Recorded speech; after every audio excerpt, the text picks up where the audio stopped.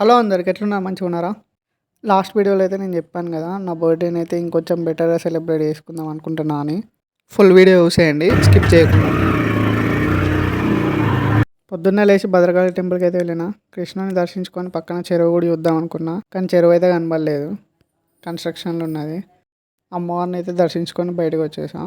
Next కోటగండి Saibaba టెంపుల్కి అయితే వెళ్ళిన. టైం వచ్చేసి అరౌండ్ 10:30 అవుతుంది. సాయిబాబాని కూడా దర్శించుకొని ఇంటికి వచ్చేసిన. ఇక వీడియో అయితే స్కిప్ చేయకుండా ఫుల్గా చూసేయండి. యాక్చువల్లీ నేను ఏమనుకున్నా అంటే ఒక 20 to 30 మెంబర్స్కి అయితే ఫుడ్ డొనేట్ చేద్దాం అనుకున్నా. సో అందుకని బాస్మతి రైస్ ఇంకా చికెన్ అయితే తెచ్చి నేనే ఫుడ్ ప్రిపేర్ చేసి ఇవ్వాలనుకున్నా. మొత్తం నా అక్కడితోనే అవ్వదు కాబట్టి ప్యాకింగ్కి వాటర్ బాటిల్స్ తీయడానికి అయితే మా ఫ్రెండ్స్ ఇంకా ఫ్యామిలీ హెల్ప్ అయితే తీసేసుకున్నా. ఇక ఫుడ్ ఎలా ప్రిపేర్ చేశానో చూసేయండి. కొంచెం ఎక్కువ క్వాంటిటీ కాబట్టి ఇంట్లో స్టవ్స్ అయితే సెట్ కావు. సో పెద్ద స్టవ్ మీద అయితే తొందరగా అవుతుందని దీని మీద అయితే వేసాను. కొంచెమే నూనె పోసేసుకొని ముందే కట్ చేసుకున్న మిర్చి, ఆలు, ఉల్లిగడ్డ, మసాలా దినుసులు అయితే వేసేసుకొని కొంచెం పుదీనా, కొత్తిమీర వేసి ఫ్రెష్గా అప్పుడే మిక్సీ పట్టుకున్న అల్లం అయితే ఒక 2 స్పూన్స్ వేసేసిన. 2 స్పూన్స్ పసుపు అయితే వేసేసుకొని కొంచెం ఉప్పు, కారం కూడా వేసేసుకున్నా. మనం మ్యారినేట్ చేసుకోలేదు కాబట్టి ఇందులో అయితే వేసేసుకుంటే ముక్కలకు కూడా మంచిగా పడుతుంది మసాలా. కొంచెం కలపడానికి కూడా ఈజీగా ఉంటుంది, ముక్కలు కూడా ఖరాబ్ కావు. ఇందులో అయితే ఒక ఆల్మోస్ట్ 6 kgs దాకా పడుతుంది. నేనైతే 4 kgs చికెన్ అయితే తెచ్చాను. ప్రతి పీస్కి మసాలా అయితే పట్టాలి కాబట్టి బాగా కలుపుకోవాలి. స్టవ్ మాత్రం మీడియం ఫ్లేమ్లోనే పెట్టాలి ఒక 5 minutes వరకు. నెక్స్ట్ కర్రీకి ఎంత ఉప్పు కారం పడుతుందో దాన్ని బట్టి వేసుకోవాలి. అందరూ అయితే స్పైసీ తిన్నారు కాబట్టి నేనైతే కొంచెం తక్కువనే వేసేసుకున్నా.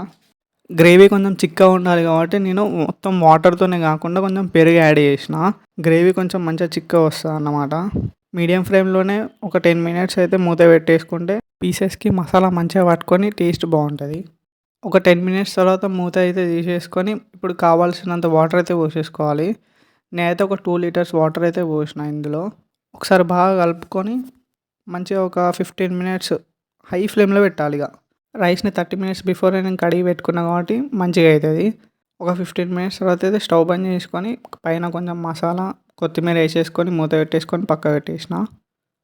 ముందే కట్ చేసుకున్న వెజిటేబుల్స్ అయితే నేను ఇందులో పోపు వేసేసిన. కొంచెం సాల్ట్ కూడా వేసి వాటర్ అయితే పోసేసుకున్నా. మరి వాటర్ లెక్కన పోసినావు అని అనుకోవచ్చు. 1 kg రైస్కి నేను 1.5 liter వాటర్ లెక్కన పోసిన. మూత పెట్టేసి నేనైతే 10 minutes హై ఫ్లేమ్లో పెట్టేసుకున్నా.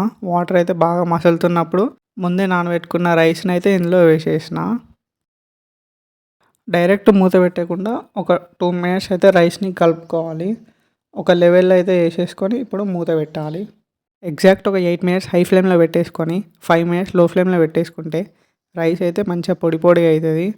పైన పుదీనా ఇంకా నెయ్యి కూడా వేసేసుకొని సాఫ్రాన్ వాటర్ కూడా పోసేసుకొని స్టవ్ ఆఫ్ చేసి మూత పెట్టేసిన. 5 minutes తర్వాత మళ్ళీ మూత తీసేసి రైస్ని అయితే కలిపెట్టి ప్యాకింగ్ అయితే స్టార్ట్ చేసేసాం. ఫుడ్ ప్రిపరేషన్కే నాకు చాలా టైం పట్టింది. 12కి స్టార్ట్ చేస్తే 2 అయింది రైస్ అండ్ కర్రీ ప్రిపేర్ చేయడానికి. ప్యాకింగ్ అంతా అయిపోయాక మేమైతే డిస్ట్రిబ్యూట్ చేయడానికి వెళ్ళాం. 35 boxes అయినాయి. ఇంటికి వచ్చాక ఫ్రెండ్స్ అయితే కేక్ కట్ చేయించారు. మండికి అయితే తీసుకెళ్ళాను. ఇంటికి వచ్చినాకైతే ఈ గిఫ్ట్ అయితే ఓపెన్ చేశాను. మంచి మెమొరబుల్గా ఉంటుంది ఈ గిఫ్ట్ అయితే నాకు. బాగుంది కదా. టైం వచ్చేసి 8 అవుతుంది. సో ఈ నా డే అయితే ఇలా అయిపోయింది. వీడియో నచ్చితే సబ్స్క్రైబ్ చేసుకోండి.